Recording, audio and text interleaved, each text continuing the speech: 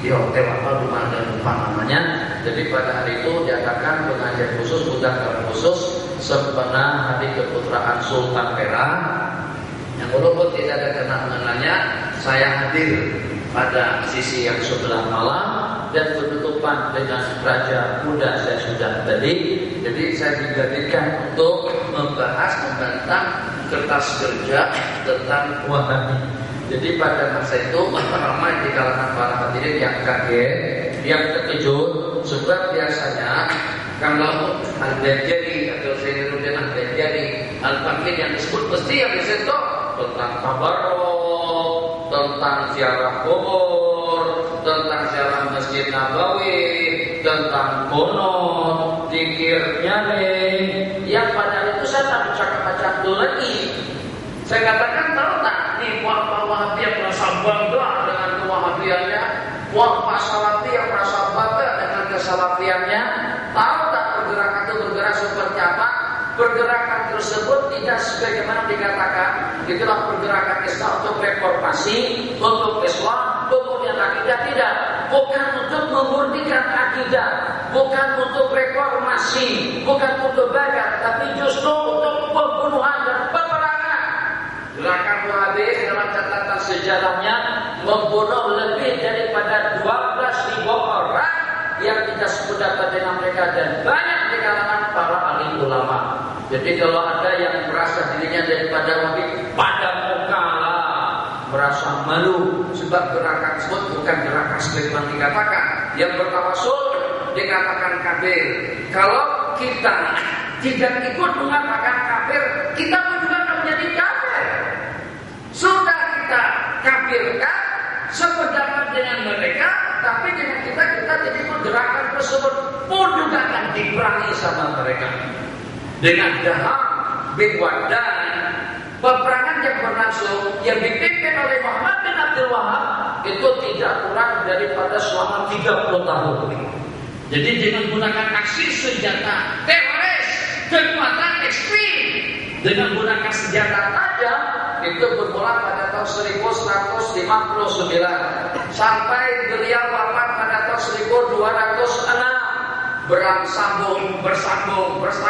Bersambung. Maji dalam jangka 30 tahun peperangan tadi itu dengan Wadan atau dengan Daham, suatu kabilah besar yang ada di Egypt, yang ada di dekat Riyadh.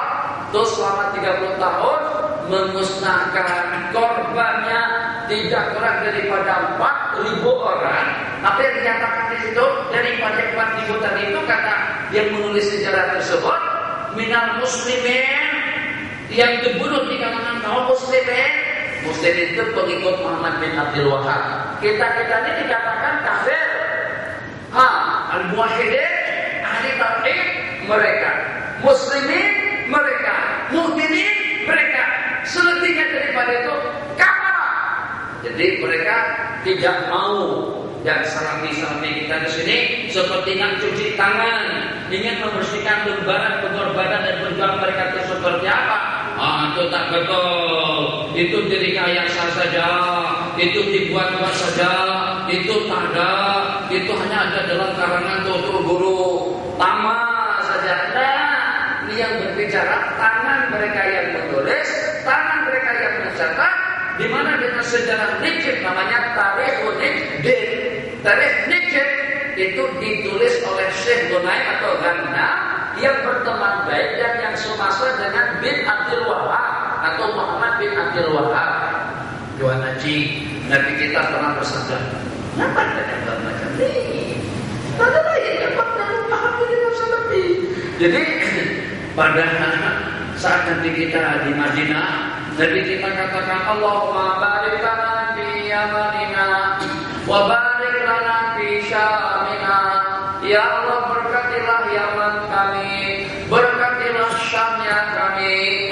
Jadi kata orang Najdi daripada keturunan Bani Tamim, wa fi najdina ya Rasulullah, doakan juga keberkatan kepada kota Najd. Nabi kita tak layan. Nabi kita kata barik lana fi yamanina, barik lana fi syamina sampai 3 kali. Pada kali ketiga Nabi kita bersabda, guna kata kunus balasi wal bidah, akan berlaku huru hara dan fitnah di negeri itu. wa hunaka taqtu qarna asyaitan, dan dari sana akan munculnya dua tanduk setan. Ulama mentakwilkan dua tanduk setan tadi itu, yang pertama dengan Musailimatul Kadzdzab yang mengaku menjadi nabi, dan yang kedua dengan Muhammad bin Abdul Wahab yang dengan pengikutnya disebut dengan pengikutan Al-Wahhabiyyin. Apa kata mereka?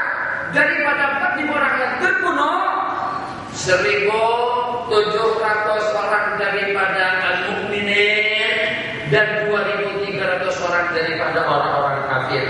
Begitu mereka katakan, bukan saya cakap, itu ada di dalam kitab-kitab mereka, catatan tercantum semacam itu. Itu kalau nak tahu lebih dekat siapa sebenarnya bergerak-gerakan Al-Wahhabi pada abad yang ke-11, sudah lebih daripada 300 tahun yang lalu, bergeraknya berjanjian dengan Raja Saud Muhammad bin Saud, perjanjian yang terjalin, al-qatlu bil qatli wal hadmu bil hadmi, runtuh kita tentukan, perang akan kita perangi. Maka kira-kira layak dan patut dikatakan tutup buruk. Mereka katakan kita ini melampau, memberikan gelaran al-imam, al-alim, al-alama, al-faqih, al-fa'asih, gelar, al-qab, julukan dan sebagainya. Tengok buku-buku yang ditulis sama mereka, dikatakan Muhammad bin Abdul Wahab itu adalah faridud dahrih, yang asing pada zamannya, wa wahidu asrih, dan yang tunggal pada zamannya. Tunggal dari sudut mana? Asing daripada sudut mana? Dari sudut pembunuhan. Ya Imam al-Rusli ya sanadi anta ba'dallahi mu'tamadi fa bidunya akhirati. Ya Imam al-Rusli, artinya wahai penghulu para nabi. Itu kita menyanjung bertawassul macam tu syirik. Jadi Tuhan Haji seketika berdoa di Rasulillahi wal Badawi wa rijalin min Bani Alawi, yang dilakukan sama kumpulan Hijaz Rehan Bani yang ada mengandung bab tentang Rasul, doa Rasul, syirik, kafir. Buka saja, kita tak baca buku-buku mereka, memandang kita ini ahli syirik, penyembah kubur, menuhankan selain kepada Allah. Dia menyeru kepada Nabi, ya Rasulullah, tawassul yang semacam itu nanti kita pernah ajarkan kepada kita doa tawassul. Itu kata mereka al-mustaghis, al-mutawassil bin Nabi, ubadil kubur. Kan pada masa kita pergi ke Indonesia, ada yang disebut dengan 7, yang disebut dengan wali Songo, 9 para Ahmadiyah. Ada yang pergi ke Mesir, ziarah Syekh Imam Ahmad Al-Badawi, ziarah Imam Abil Abbas Al-Mursi, ziarah makam Imam Syafi'i. Itu semuanya disebut dengan ubadil kubur. Apalagi di Yaman, di Yaman kubur para aulia dan para salihin itu tidak terhitung banyaknya. Jadi karena dengan kita menundukkan kepala, nanti kalau pada masa saya berdoa sebelum kita mengakhiri majlis, saya berdoa dan saya menundukkan kepala, apakah berarti saya menyembah Tuhan? Apakah saya menyembah orang yang di hadapan? Tuhan imamku juga selepas salam terus menghadap aku dan berdoa macam itu. Apa bedanya dengan seseorang pada waktu kita sedang berwajah menghadap kubur Nabi terus kita berdoa? Kita tidak meminta kepada Nabi, tidak menyembah Nabi, dan tidak menuhankan Nabi. Kenapa dikatakan syirik? Kenapa dikatakan sesat? Oh, ini pertanyaan perlu kita tanyakan. Jadi kalau pada waktu dengan itu guru, oh ada perbedaannya. Sebab itu kita menghadap orang mati, sementara ketika kita menghadap orang hidup. Apakah kalian berkeyakinan ada perbedaan antara hidup dengan mati? Kalau pada tudingannya hidup, kita boleh-boleh saja mengaku semacam itu. Tapi kalau pada kepada orang mati itu berarti syirik atau kufur. Kalau dibeda-bedakan berarti tauhid kalian itu tidak murni. Satu. Kemudian yang kedua, Tuan Haji Abu Jahal, Umayyah bin Khalaf, Utbah, Rabi'ah, Syaibah, itu yang mati pada peristiwa Badar nanti kita nyatakan mereka hidup di dalam kubur mereka. Jadi kalau pada waktu kita berdoa di hadapan kubur, asalkan kita tidak menuhankan kubur, asalkan kita tidak meminta kepada orang kubur, asalkan kita tidak memberikan sifat kriteria muasabah Allah kepada penghuni kubur, tak ada masalah dengan kita berdoa menghadap mereka. Kata Imam Malik gimana? Tasdiqu wajah. Kenapa kamu harus berpaling? Sedangkan Nabi Muhammad itu adalah wasilahmu dan wasilah Adam sebelum kamu. Jadi kalau kita meyakini berdoa di hadapan orang yang sedang dituntut tidak akan membawa kepada syirik. Macam juga pada waktu kita berdoa menghadap seseorang yang sudah mati. Kenapa? Kita dengan keyakinan yang kental para nabi-nabi dan rasul, para syuhada dan salihin hidup di dalam kubur mereka. Ahya di kuburihim. Orang-orang kafir pun begitu nanti kita katakan mereka hidup di dalam kuburnya. Jadi daripada sudut mana? Apa alasannya kalian mengatakan orang yang bertawasul itu kafir?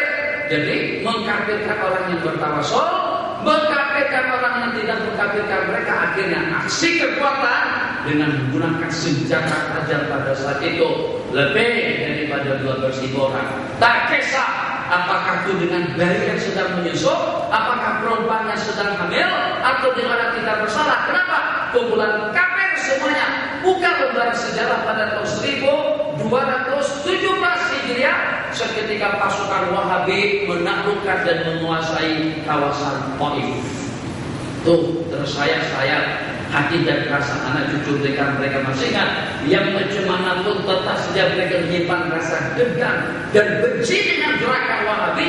Kenapa? Sebab gerakan tersebut bukan untuk reformasi, bukan untuk pemurnian akidah sebagaimana yang mereka katakan, tapi justru gerakan ekstrim yang kalau tidak sependapat dengan mereka akan diperangi, hartanya diambil, keuangannya dirampas. Itu yang tercantum dalam catatan sejarah. Cukup teman-teman. Mengenai Wahabi dengan sunnah. Oke, masa jadi 5 menit lagi. Silakan. Pernah kalau penasaran tak puas hati dengan cerita Wahabi tadi itu. Kalau nak kitabnya nanti saya bawakan kitabnya. Saya tunjukkan nama-nama kitabnya yang dengan kita ini kafir menurut mereka semua. Hah? Nah, tunggu dulu satu salam yang lain dulu kalau ada. Silakan. Oke. Ya.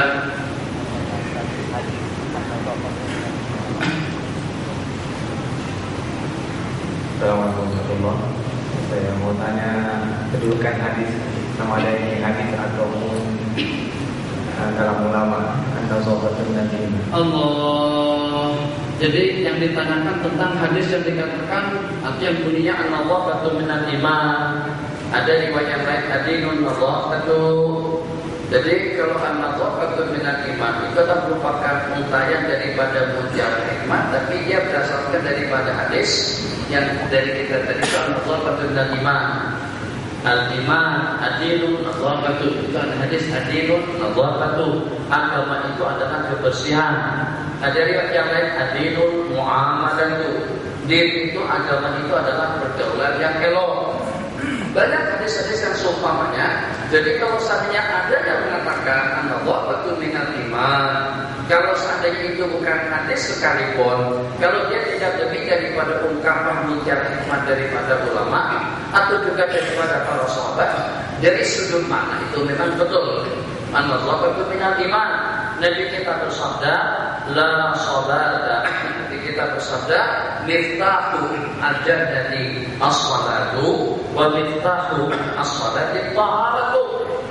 Jadi daripada hadis yang diriwayatkan dan juga dengan hadis-hadis yang seumpamanya, la yaqulullahu salata ahadikum, Allah tidak menerima salah seorang daripada kamu sehingga dia bersih. La yaqulullahu salata bighairi tahur wa la sadaqata min ghurur. Min ghurur. Allah tidak akan menerima sembahyang seseorang yang tidak bersuci dan juga sedekah daripada duit haram. Jadi walaupun hadis tadi itu kalau ada yang mempermasalahkan, dia mempunyai makna yang betul, sebab di sana ada diriwayatkan beberapa hadis yang semakna dengan riwayat tersebut. Cuma dikatakan an-nadhafatu minal iman atau ad-dinu nadhafatu, agama itu adalah kebersihan. kebersihan. Sebab bersih yang dimaksud bukan setakat bersih daripada hadas besar dan juga daripada hadas kecil. Bersih dengan pakaiannya, bersih dengan makanannya, bersih dengan minumannya, bersih dengan pergaulannya, bersih dengan ekonominya, bersih dengan budayanya, bersih dengan politiknya. Itu kebersihan yang dimaksud. Jadi kalau kebersihannya semacam itu memang dia adalah daripada agama atau daripada iman.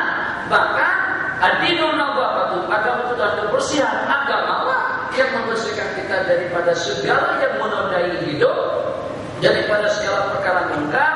Agama yang akan membersihkan kita daripada segala perilaku yang janggal, yang tidak diridhai oleh Allah Subhanahu wa ta'ala.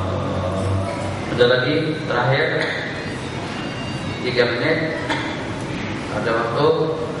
Hadis Wassallallahu ala sayyidina Muhammad wa ala alihi wasallam. Sebelum kita tutup, saya ingin mengingatkan kembali muslimin muslimat yang dirahmati Allah Subhanahu wa ta'ala. Kita ingin mengembalikan fungsi masjid yang teramat mulia di sisi Allah. Tengok sampai kita nih, saya pernah sebut semacam itu, tidak lebih jadi bertemu ulang buat tersebut. Dia walaupun macam ni keadaannya, sejak diletakkan pada masa dibeli sampai sekarang belum pernah dibasuh. Pasti insyaallah, jadi pasti. Sejak kita beli pada beberapa bulan, mungkin tahun yang lepas sampai sekarang kita sapu saja. Begitu. Tapi pernah dibasuh tak? Tak pernah. Tapi yang walaupun burung macam ni, tetap saja kita letakkan dahi kita.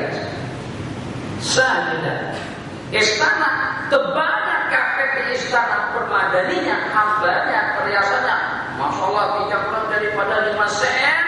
Tetap kita masuk pakai kasut, pakai kasut, pakai selempang. Kotornya seperti apapun kita tak akan tinggalkan kasut kita jual. Mesti kita masuk istana pakai kasut. Itu istana. Tapi kapet masjid yang walaupun bolong tikarnya, kita tanggalkan kasut selempang kita di luar dan kita sujud di atasnya. Kalau dengan ilmu yang macam ini pun cukup untuk kita dapat membeda-bedakan antara masjid dengan tempat-tempat lainnya. Jadi mudah-mudahan jamaah boleh menyadari dan juga ingat kesemangat dalam hati, masjid adalah tempat yang teristimewa di sisi Allah Subhanahu wa ta'ala. Kita berikan penghormatan, penghargaan yang selayaknya, pengajaran yang diberikan kepada kita, masuk dengan tahiyatul masjid. Di masjid-masjid tuh tulisannya tuh musalli. Kalau salat ditengok tuh katanya bid'ah tuh. Usalli sunat tahiyat di masjid rahmatan lillahi ta'ala. Di situ tulisannya nawaitu i'tikaf, sahaja aku beriktikaf dalam masjid ini surat karena Allah Ta'ala. Situ pun juga macam tu, sini pun juga macam ni. Ini ada tak di Bukit Jalil tulisan macam tu? Tak ada. Atau di istana atau di Putrajaya? Tak ada. Di LCC ada. Macam mana pun canggihnya, hebatnya, megahnya, mewahnya, bagusnya istana, tidak akan ada sudah yang namanya usalli sunat istana'i raka'ataini lillahi ta'ala Allahu Akbar. Lepas bayar namanya itu i'tikaf di istana Bukit Jalil ini karena tak ada. Nah, itu ilmu yang sederhana, ilmu daripada yang detail. Tapi kalau kita amalkan akan menjaga masjid kita daripada kejanggalan-kejanggalan yang tak menyeronokkan, akan mengganggu kita dalam ibadah dan pengajian. Rabbana atina fid dunya hasanah wa fil akhirati hasanah wa qina adzabannar. Amin. Sallallahu alaihi wasallam Muhammad wa ala alihi wasallam.